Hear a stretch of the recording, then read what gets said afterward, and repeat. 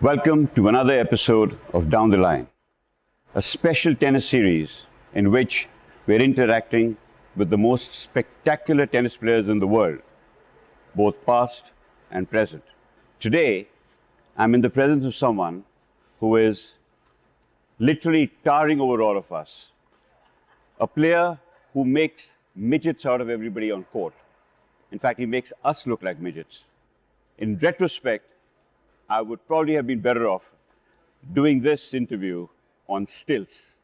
He's also a late bloomer, someone who's blossomed late, currently ranked number 5 in the world, none other than Kevin Anderson.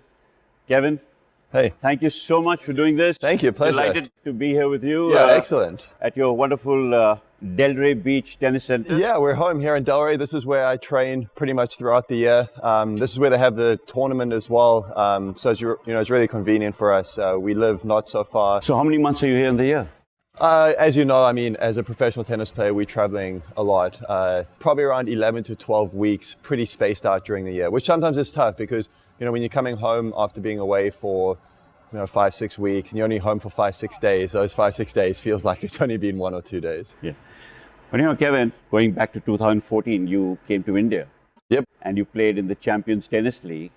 And I earned that, strangely enough, I earned some bragging rights because you played on my team, Delhi Dreams. That's right, yep. But you were a pretty shy, low-key sort of guy and someone who was subdued on court and the gentle giant, so to say. And then I saw a transformation. You moved from there, you were fisting away and you were sort of very vocal on court. So there was a major change in your body language. And perhaps that might have transformed into your hunger levels and why you got to where you did last year and this year. Do you have something to say about that? Yeah, as a tennis player, you're always looking at ways to improve, and you often look at your technique, your physicality, your movement. I've always been very aware of the mental side of the game, but I think there's been even a higher focus on that side. And what can I do as a tennis player to really maximize my ability and my competitiveness? And I think, I sometimes felt in matches I'd get very critical of myself at times when things weren't going my way. I've always been somebody who's been, a terrific fighter. I take a lot of pride in, really putting my best effort for every single point. But I felt I was able to sort of explore that and understand what that means exactly. And I think after sort of Wimbledon last year, 2017, during that time period, I really looked at being a little bit... I was there actually, watched your match with Sam Querrey. Yeah, exactly. I just looked at being a little bit more encouraging. That's the main thing. And, what can I do to play every single point to the best of my ability? And, just by nature, I'm more critical. And I decided to try and focus a little bit more on all the good things I was doing and really try to put myself in the best spot for the very next point. And I think as a result of that, part of the challenge for me was being more vocal, was celebrating the good shots I was hitting, not getting down on myself at all. And I think I really needed to, it wasn't easy for me to do. It took me out of my comfort zone a little bit. Out of your natural disposition, your personality. Yeah, just which generally. Is low-key. Yeah, it's more low-key. I'm not somebody who's, looking for the limelight, exactly. And yet you were in the limelight. Yeah, but in terms of just, being vocal, and I think by doing that, especially in the summer, it was a very important key for me. I think it allowed me to play better tennis in terms of putting myself in a better state of mind, consistently point in and point out. And I think as time's gone on, it's evolved. I think if you look at the last few months, I still think I'm very vocal. Some of it's a little bit more natural because when something's new for you, you almost have to fake it, force it until it starts to feel comfortable. Fake it till you make it. Yeah, in some aspects. There was times where I was feeling frustrated and I hit a great shot and it's like, what, this is something that I've committed to doing. And for me, I think it's been a big plus for me. I've gone from being a very good competitor to I think one of the best competitors on tour right now. And you've seen that in some of my results. There's no guarantee that you're going to win matches, but I do guarantee you that from the very first point to the last point, I'm going to give it, my best shot. Kevin Anderson was born in South Africa. He started tennis at the age of 6. In school, he was a top 800-meter runner. Anderson played collegiate tennis for the University of Illinois and turned pro in 2007. He has been on the periphery of big-time success for many years, having beaten most of the top players of the world: Djokovic, Wawrinka, Murray, Thiem, Dimitrov, and Federer. Kevin Anderson's big breakthrough came in 2017 when he reached the finals of the US Open, where he lost to his childhood rival and friend Rafa Nadal. Kevin proved to the tennis world that 2017 was no fluke, as in 2018 he made it to the finals at Wimbledon, the mecca of world tennis. On his way, he beat the great Roger Federer after being 2-0 down and staring at a match point in the third. Few tennis players can boast of a win over Roger at SW19. Post his win over Federer, Kevin went on to play the second longest match in the history of major tournaments by beating John Isner in the semi-finals. Anderson lost to Djokovic in the finals, but avenged his Wimbledon loss by beating the Serb in the Lever Cup, where he and his partner Jack Sock also beat Roger and Novak in their doubles encounter. A couple of years ago, he co-founded, along with his wife and former coach G.D. Jones, a tennis instructional and lifestyle website titled Real Life Tennis. It offers online instruction and access to life on the professional tennis circuit. It includes a popular blog by his wife, which is aptly called Tour Wife Tales. Kevin lives in Delray Beach, Florida, with his golfing wife, Kelsey. They met at the University of Illinois, where they were both swinging, one with a club and the other with a racket.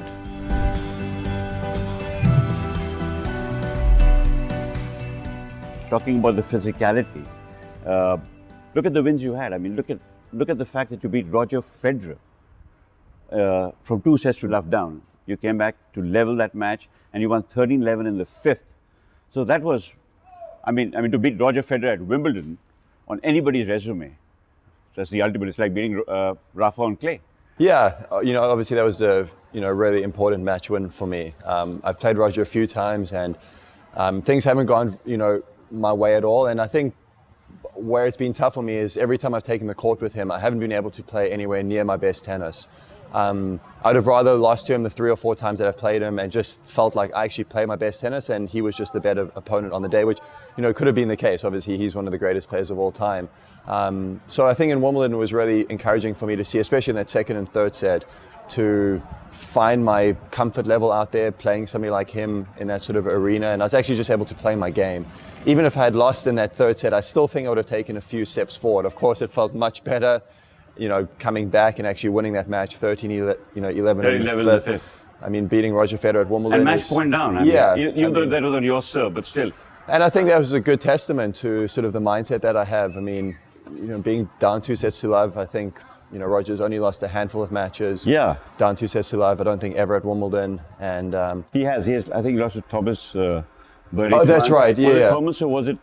I think it was Songa. I was there. He lost. But there's only been a couple. Obviously, he's a great front runner, and in those settings, I felt I did a terrific job of just staying in the present each time. It didn't matter that I was 2-0 down. I was just, what can I do on this, next point? And I think it's been a culmination. You mentioned US Open last year.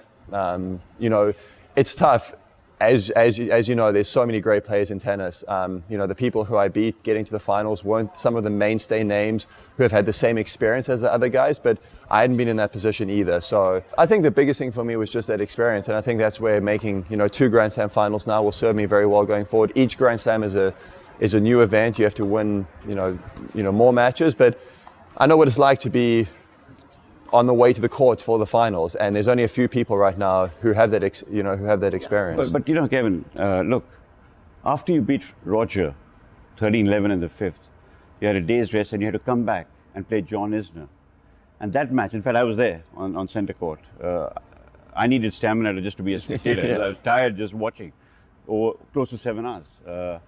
26, 24 in the fifth. That to me, frankly, seemed very unfair on you for the fact that you had to play such a long match, 2 long matches, and there should have probably been a tiebreaker. Do you think that rule might change? Because it wasn't fair on you to play the finals with Djokovic when you were physically so spent, having played 2 long matches, especially the semis. Well, I think there's a few things there. Firstly, just it was an amazing match I played against John in the semis. As you said, almost 7 hours out on the court, the second longest Grand Slam match of in the history of major tournaments of all time, and it was a crazy match. I mean, that's not something you prepare for because that happens so rarely. But I don't know how many beers people could have had. They could have gone and got a beer and still not missed anything because it kept going on and on and on. Exactly, and it was tough on both of us. In hindsight, it felt amazing to make my first finals at Wimbledon. It was a match that was really talked about, but at the same time, as you alluded to, it does make it quite challenging recovering for your next match. I mean, spending that much time on court, it definitely takes a toll. And I think, to some extent, it also put Nadal and Djokovic, who were playing after me, also not a great position because they weren't able to finish the match. Exactly. So I think that's where, having maybe a tiebreaker in the fifth set, I think a lot of players are in favor of it. I personally think if a match hasn't been decided at 6-all in the fifth, I think it's fair to play a tiebreak then. But I do understand the flip side. There's a lot of history there. It does provide, a very interesting talking point. But I think moving forward as the sport progresses, the future of the sport, taking care of players, because I think it is something that, they should definitely consider. But talking about your passion and, of course, your attitude towards the sport, you said something in that speech I remember on court about if I had to play another 22 sets or something, I would be prepared to do it. Look, at that stage of our sport, Wimbledon is, we have so many great tournaments. Yeah. Obviously, Wimbledon's always very special, especially at the Grand Slams. And, I played the most games of anybody in the history of Wimbledon in those 2 weeks. I think it was something like over the 300 most of any player, really? Over 330 even games. Those days when they were definitely in the Open era. I remember seeing that. And obviously so many matches, but this is what I work so hard for, day in and day out. Exactly. And at the end of the day, my mindset is I need to do whatever it takes. And it took me to go, 13-11 against Roger. It took me to go 26-24 against John. And obviously it made the finals tough. And even so, I gave it my best shot. I think. Yeah, the third set was close. I mean, look, I got off to a bit of a slow start. You had a couple of break points. You could have taken that third set. But in the third set, as you said, I had, I think, at least 4 or 5 set points. The one point I was sure I had, Novak hit a chip that I thought was going out, landed on the back of the baseline. And, he's obviously an unbelievable champion. He was too good for me on the day. So, hopefully I'll be able to give myself a better shot next time. Hopefully I'll be able to have saved my legs a little bit more being in that position. Super, Kevin. Look, we'll take a short break. And when we come back, we'll talk to Kevin Anderson about what he does to stay in the great shape that he is in. His diet, his nutrition, his favorite players, and of course, the sort of music he likes. So don't go away. Keep watching Down the Line.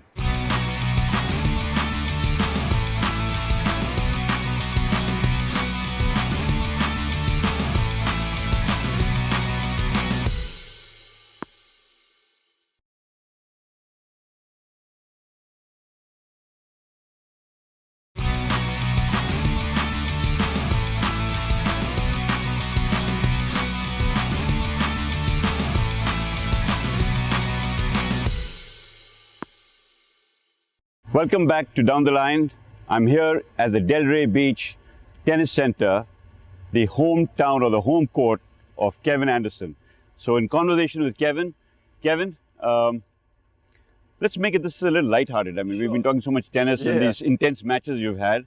Moving from strings to strings, I believe you enjoy the guitar as well. Yeah, I do. So I started playing it about 6 years ago, and I've always wanted to play a musical instrument, and just didn't get around to doing it, and decided, to take the plunge. Yeah, so since then I've been playing it. I love it, but especially just being a tennis player. We're on the road a lot. Right. Sometimes you have to pass the time. Sure. And I think it's really relaxing to me. It takes my mind, off of tennis. I've started to play a little bit more, with other people as well. So it's been a great hobby that I've picked up. So besides playing the guitar, tell me, who are your favorite musicians?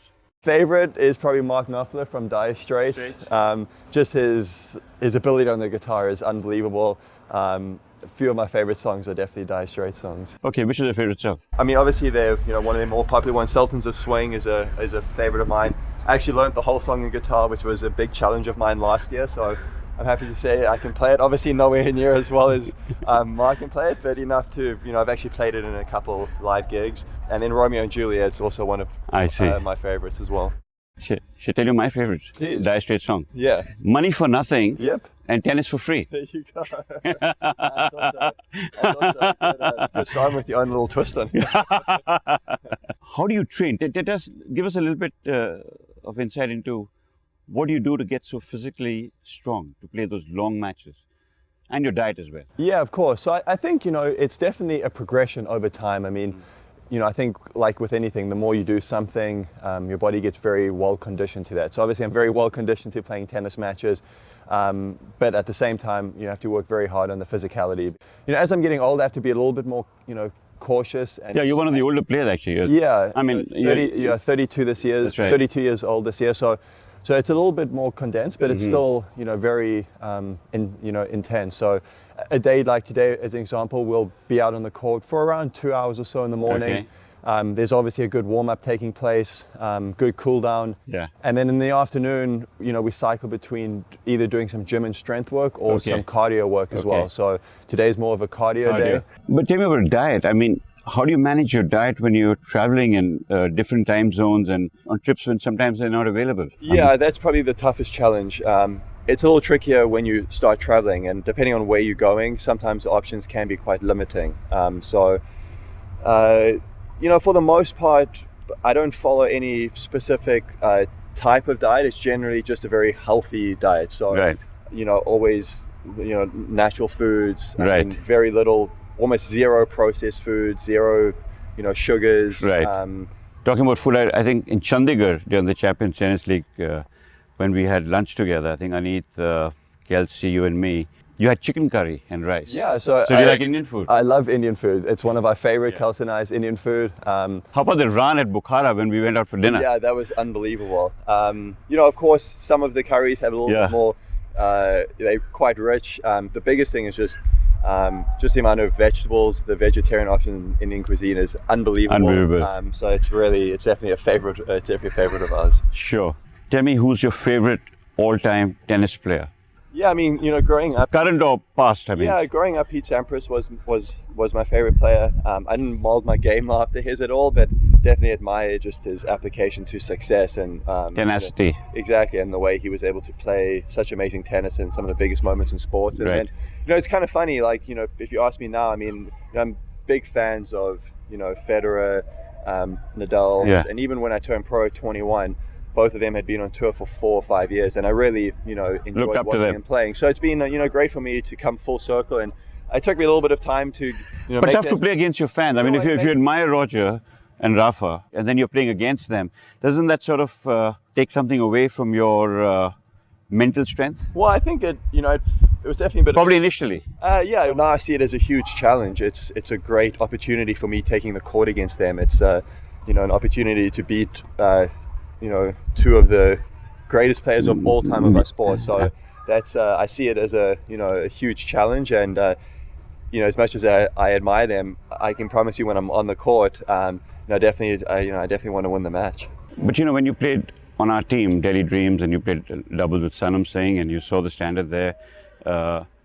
Overall, with Indian tennis, we really haven't produced anybody in singles. We've had a lot of success in doubles. Yeah. What do you think? What do you think we could do in India? Well, I think, it's actually interesting because I think some of the similarities between, I can compare from India to South Africa as well. I think one of the biggest things is just the location and the exposure, to kids to the world's best tennis players as you're growing up. Right. It's expensive, which definitely makes it tough. And then just locally as well, as time goes on, investments in the game, developments in the games will be at guys and girls 10, 11, 12 years old, and you're going to see that the fruits of that in 10 years time potentially. So it's a really long cycle. You're absolutely right. Ramesh Krishnan actually pointed that out about Switzerland, a small country, and 20, 25 years ago, there was nobody really big from Switzerland. Exactly. And they must have had a great program. Yeah, and that's why they produced what they have. And that might happen in India as well. and that's what you need. If you have the right program. Yeah, and that's what you need. If you take Switzerland as an example, obviously it's tough. It's you almost need to, get to top 10 in the world, top Right. 5, competing at the Grand Slam. Right. That's when it really starts, increasing, the exposure. Sure. And that's no easy task to get there. That's true. That's true. Kevin, we'll wind this up pretty quickly. A few quick questions, rapid fire questions. Yeah. Best forehand of all time? Best forehand of all time, I'm going with Federer. Best backhand of all time? Best back, I'm going with Djokovic. Best serve? I'm going. Other than you, yeah. I'm going other than me. Yeah. But you're first, right? I'm gonna put myself first. That's good. That's a good way to put it, Kevin. Thank That's a good you. way to put it. Okay. I think probably John Isner's got one of best serves of all time. Yeah. I mean, he's definitely got a great serve. Wally? Okay, I mean, of all time, I'm going with Ed Berg. Okay. Best temperament? Best temperament. Match temperament? I think Nadal has been somebody who's kept his the temperament, Composure and his competitiveness has been unbelievable. And I've said, I think just for me personally, I feel like the way Nadal's gone about his matches has been very impressive to me. It's somebody who I've tried to emulate in terms Right. of the mental side. I feel like that fighting spirit is something that, just like you learn anything, that's something that needs to be really started at a very young age.